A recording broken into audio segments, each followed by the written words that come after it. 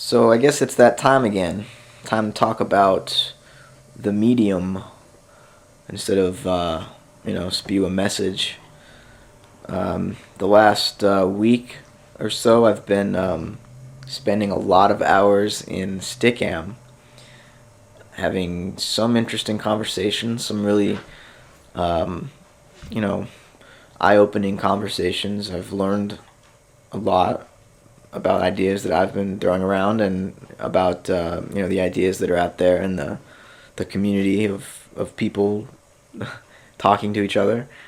Um, but I've also uh, learned a lot about how this is not the answer. Um, we live on an earth. It's a physical place. We live in a body.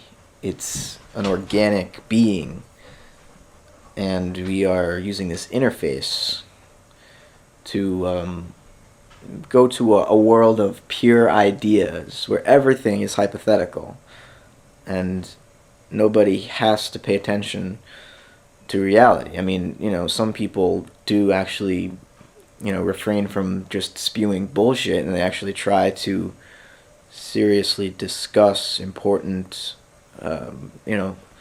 subjects about the future of the planet and um, what exactly we are supposed to do.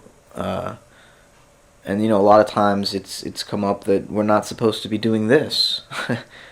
We're supposed to be outside, living with our community, not just other people, but nature, the ecosystem, and doing our part instead of just consuming electricity.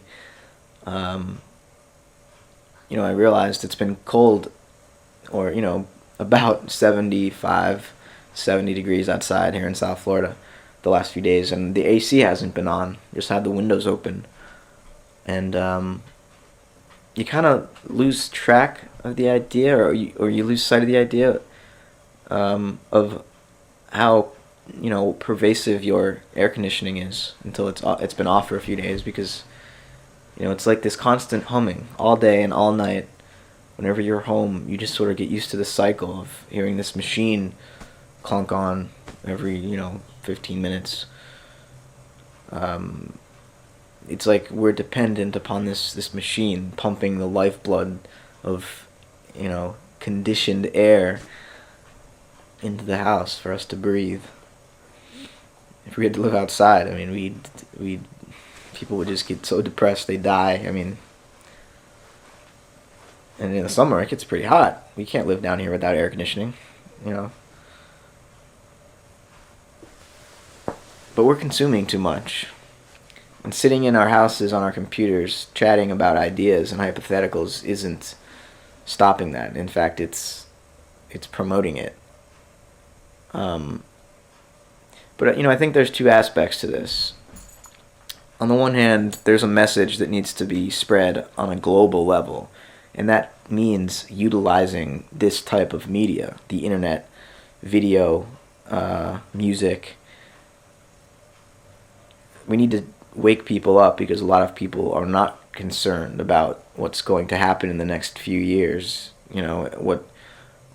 There's a change, a generational change that needs to take place where, um, our parents who lived through the Cold War and they're trying to, they're doing a shitty job getting us through the war on terrorism. The politicians in power now, they're living in a world that no longer exists, and the future is looming right around the corner, and the way we're currently doing things will not work. It just won't. It's about to collapse, and somebody is going to be there to try to pick up the pieces, and that is what we need to be planning for. But it's not like we just wait for this to crash. We have to know what we're going to put in its place. And so there are discussions that need to be had. But there should be discussions about how to get out the message to the masses, because the other side of this is our local communities, is our actual embodied lives interacting with other people on a personal, face-to-face level, where you can smell them, you can hug them, you can actually hear their voice and not a computer representation of it. That's what life is, and that's what life always will be. Even if we download ourselves into the Matrix, we're still a body somewhere. And we need to embrace that and not try to transcend it, because transcending it is dying, and you're going to do that anyways. So if you really want to transcend and you just can't stand being in this world anymore, just kill yourself. I mean, it sounds harsh, but either accept it or get it over with. Otherwise, you're just a coward. So let's be clear. Accepting the virtual world, accepting complete transcendence into your own, reality, is suicide. You are no longer alive because you can no longer die.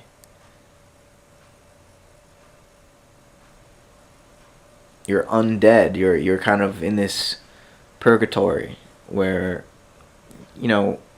eventually you're going to just do everything there is to do, and then what? You come back and you die, right? So why run from it? Why not embrace this actual earth? Because we can live here. We evolved to live here. But something, maybe language, has changed us.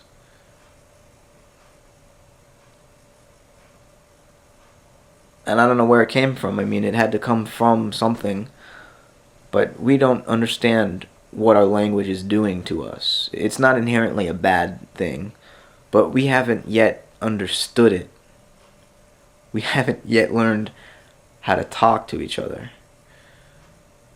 We know how to do it. I'm almost certain of that, but we're just constantly missing the point. Constantly running off on a tangent, trying to prove something to get a leg up on somebody else,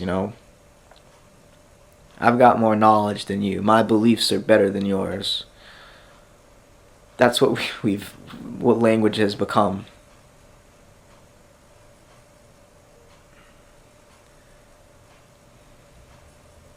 So, two things. We need to get out the global message. We need to be on the internet making videos to touch people. Not to prove beliefs or try to drill facts in their heads. Maybe a little bit of facts and some science, but really we're trying to transform them, to get them to realize what they are doing and contributing to that is destroying the planet. Because we're all doing our part, right? In our physical, embodied lives, we're all the reason that this is happening to the planet. We've got to get that message out. Not to make people feel guilty, but to make people transform.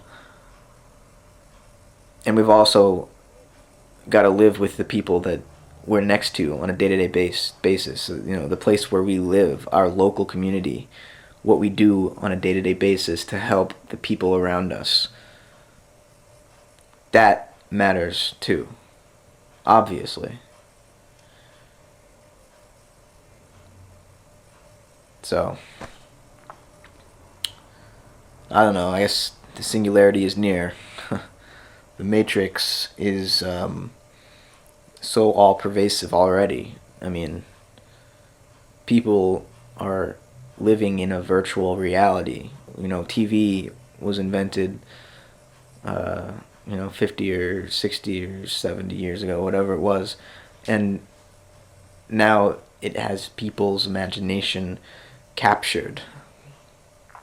And there's no escape until the power goes out, and it seems to be getting to that point.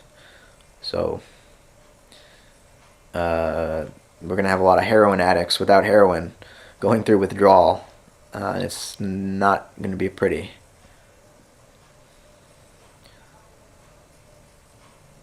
But I'm not trying to end this on a sour note. There will be a future, but it's up to us to pick up the pieces, because first there's going to be a collapse, I think.